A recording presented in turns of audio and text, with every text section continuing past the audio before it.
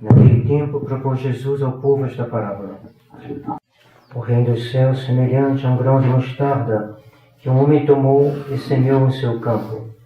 Este grão é, na verdade, o menor de todas as sementes, mas depois de crescida é a maior de todas as hortaliças e chega a tornar-se uma árvore, de maneira que as aves do céu vêm se aninhar entre os seus ramos. Disse ainda outra parábola. O reino dos céus é semelhante ao fermento que uma mulher toma e mistura em 3 medidas de farinha, até que toda ela fique levedada. Todas as coisas disse Jesus ao povo em parábolas, e não lhes falava senão em parábolas, para que se cumprisse o que estava escrito pelo profeta: abrirei em parábolas meus lábios e publicarei coisas ocultas, desde a criação do mundo. Em nome do Pai, do Filho e do Espírito Santo. Amém. O Senhor falava em parábolas, e pelas parábolas ele revelava as coisas ocultas, desde a constituição do mundo.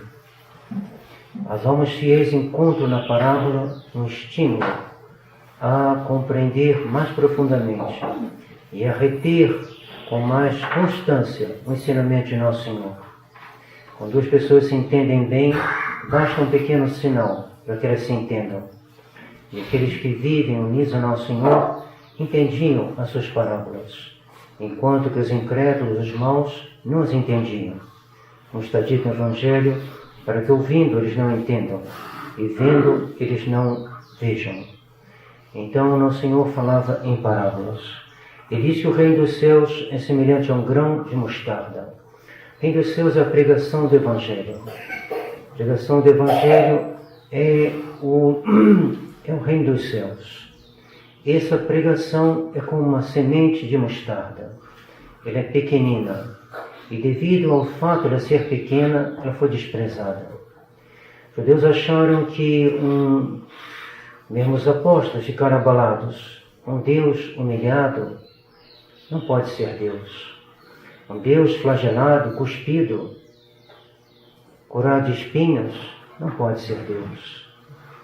Um Deus que morre na cruz, não pode ser Deus. Então os judeus falaram: não, nosso Deus tem que ser um Deus glorioso, que expulse os romanos, que vença todo mundo. Não pode ser Deus. Então rejeitaram o reino de Deus, rejeitaram a pregação evangélica. Falaram: não, isso não pode ser. E então a pregação evangélica vai passar aos gentios, vai passar aos pagãos, e eles vão acolher essa palavra que foi regada com o sangue dos mártires. Durante 3 séculos os apóstolos pregaram e os mártires regaram esse terreno. Esse terreno acabou sendo fértil e essa pequena semente cresceu e deu a civilização cristã. Essa civilização cristã que renovou o mundo. Falam da nova era. Ora, a nova era começa com o Nosso Senhor. E a única nova era no mundo, depois do pecado original, é a vinda de Nosso Senhor.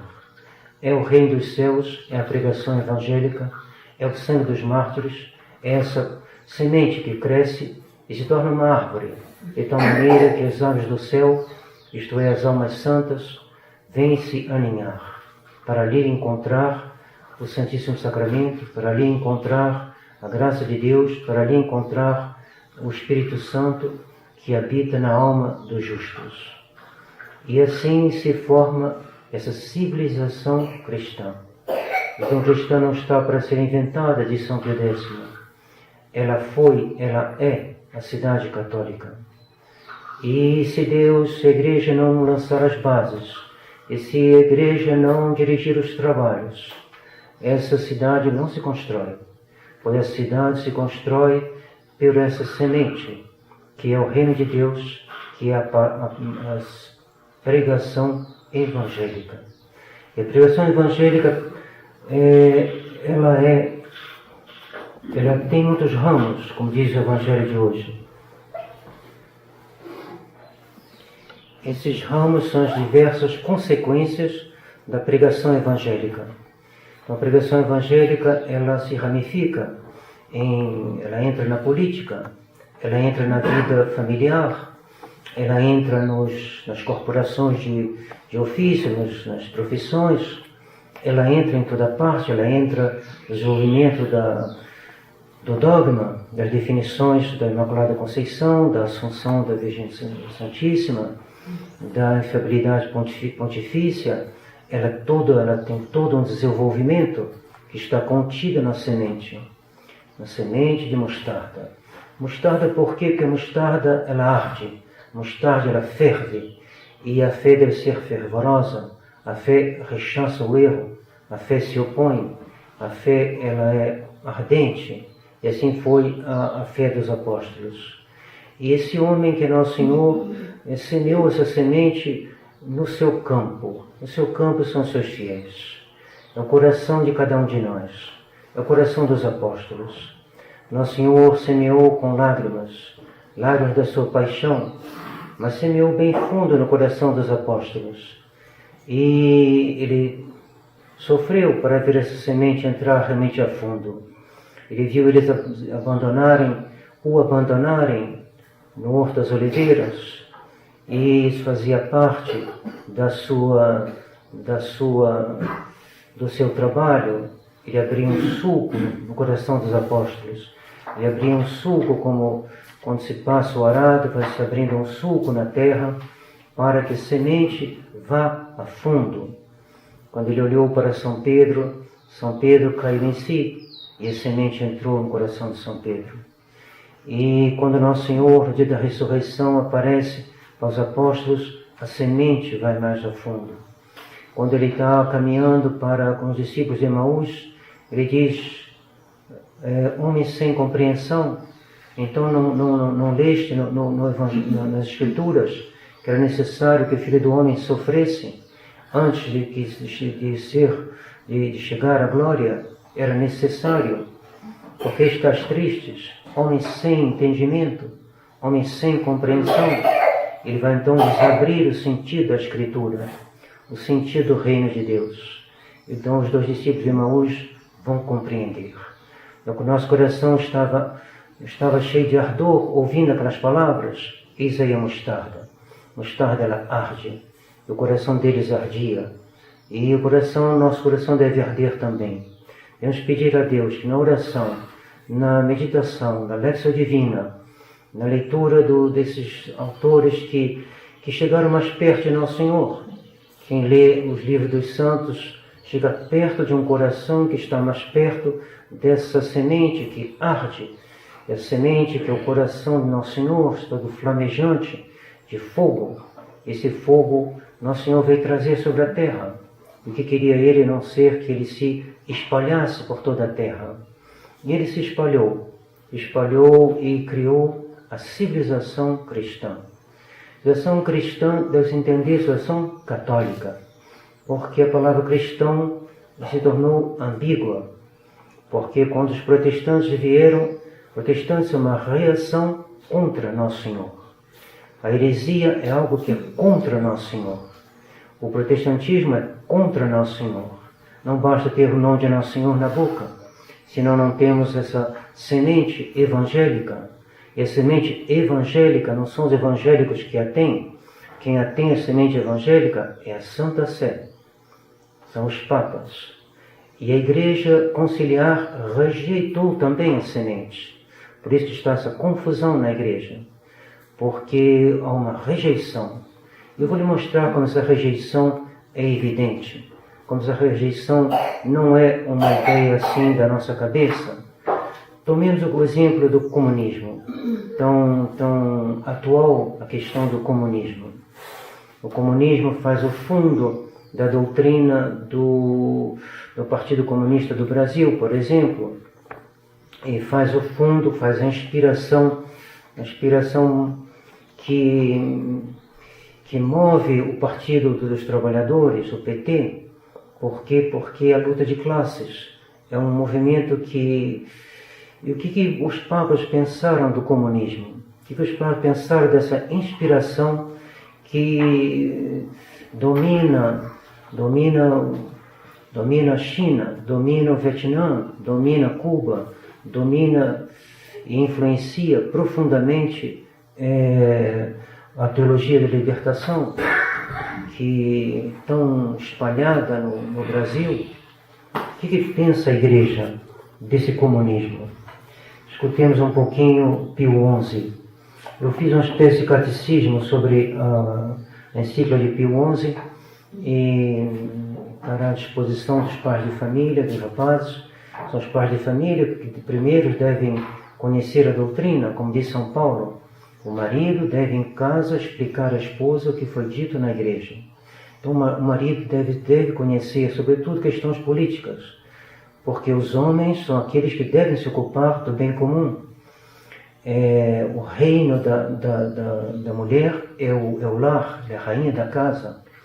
E o marido, ele estende a sua ação também para fora de casa. Ele deve conhecer as questões políticas, deve conhecer o que a igreja ensina sobre as questões políticas.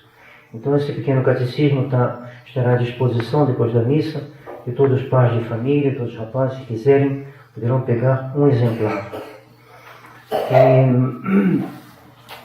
O que diz Pio XI? Pio XI retoma o que já dizia Pio IX e Leão XIII. Em 1846, Pio IX já condenava o comunismo. Mesmo antes de Marx fazer o seu manifesto, os papas são vigilantes.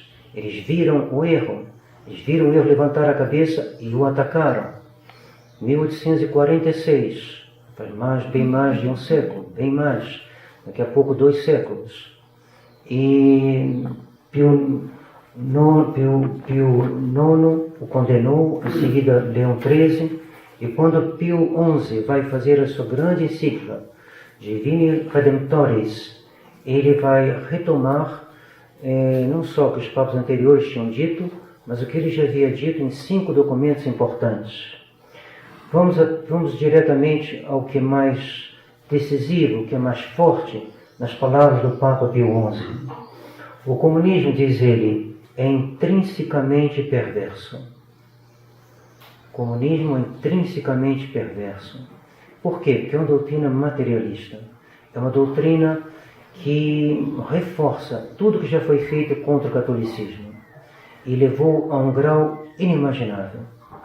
Se aqueles que tiverem o tempo e a ocasião de conhecer o que aconteceu na Rússia, na China, no Vietnã, penso que todo mundo conhece um pouco, mas é bom aprofundar e saber que é impossível trabalhar com os comunistas, como diz Pio XI, na sequência dessa frase.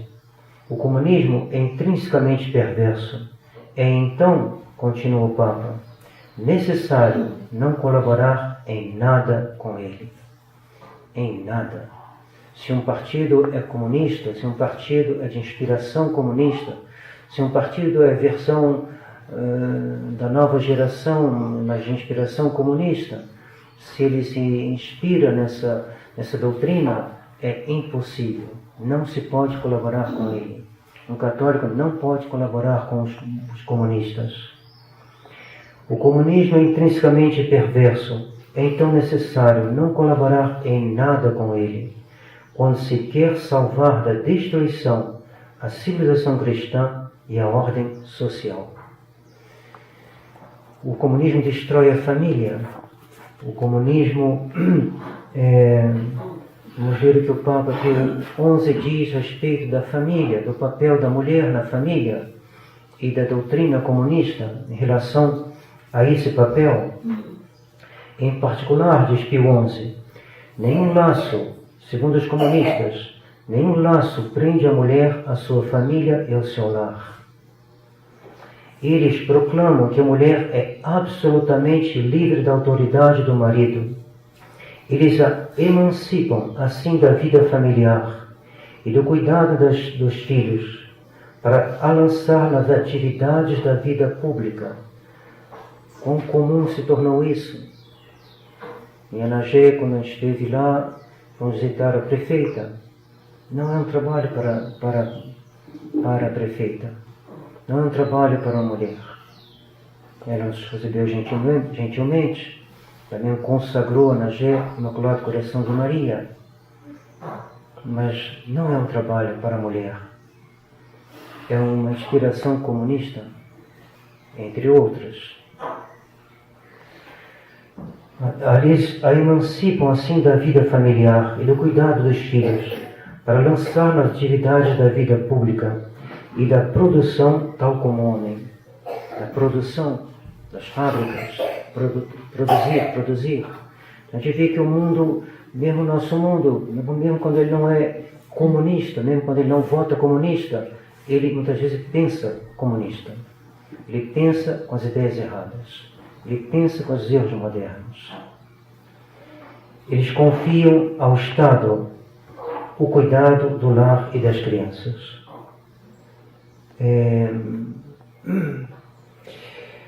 Eles se esforçam em tornar acentuadas os antagonismos sociais.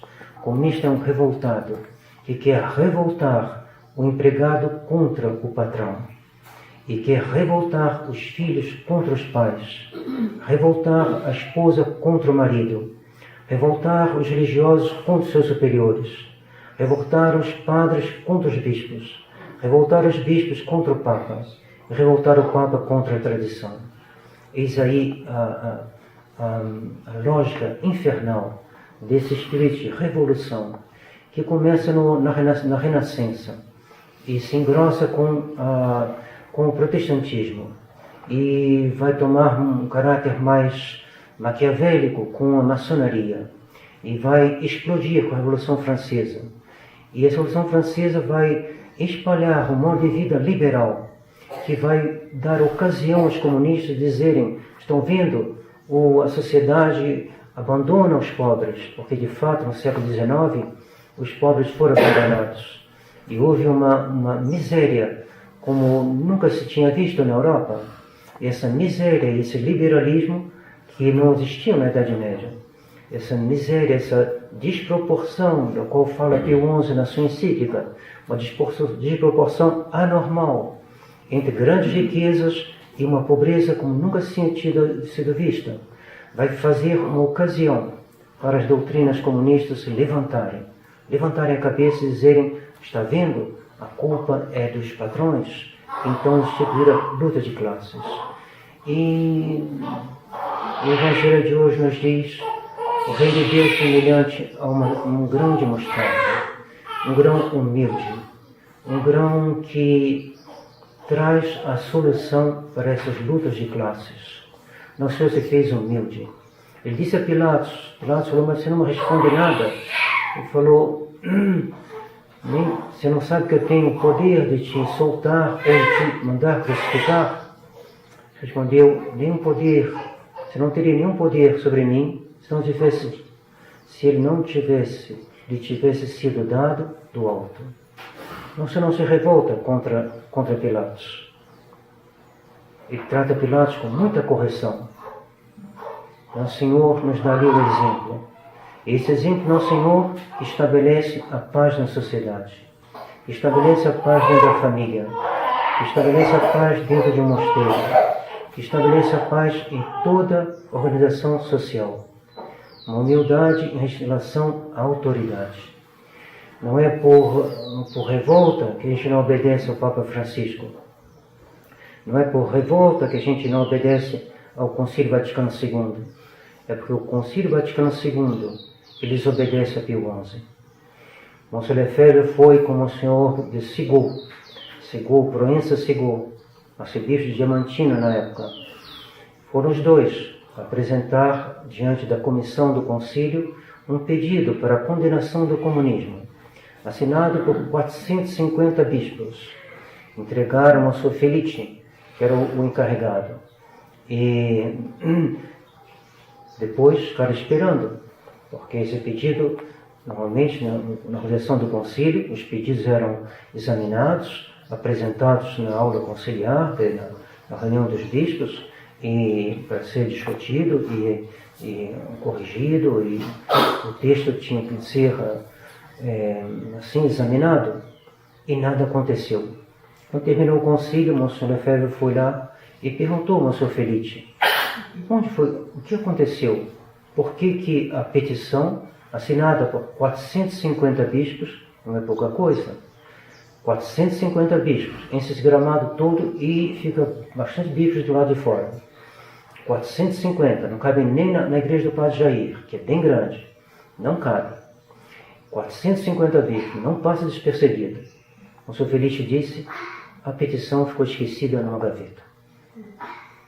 Então a gente diz, não podemos dar a mão ao Vaticano II. Não é revolta, não é luta de classes, não é orgulho, não, é humildade. O Sr. Lefebvre é um homem humilde, o Sr. Castro Maier um homem humilde, e o humilde, ele obedece, mas ele não obedece a qualquer um. Um bom filho obedece ao pai, mas não obedece a um estranho, ele obedece ao pai. E assim nós devemos obedecer a nossa mãe, que é a igreja, porque o reino dos céus é semelhante a um grão de mostarda.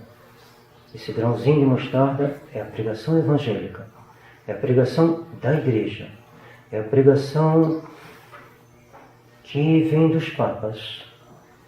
E os papas usam a sua infabilidade. E a infabilidade dos papas faz com que o que eles dizem é o Espírito Santo que diz. Ora, o Vaticano II, Monsenhor Lefebvre tinha pedido, com o apoio do cardeal Roy e do cardeal Tardini também, que fosse feito, no final de cada documento, ou melhor, fosse feito 2 tipos de textos. Um dogmático, que engajasse a infabilidade pontifícia, que engajasse a assistência do Espírito Santo. E depois um outro, mais pastoral, para serviço para todo mundo, para os não católicos, e foi recusado. Não, não e não. Porque eles ficaram apavorados. Engajar a infabilidade pontifícia, engajar o Espírito Santo, não, nós não queremos.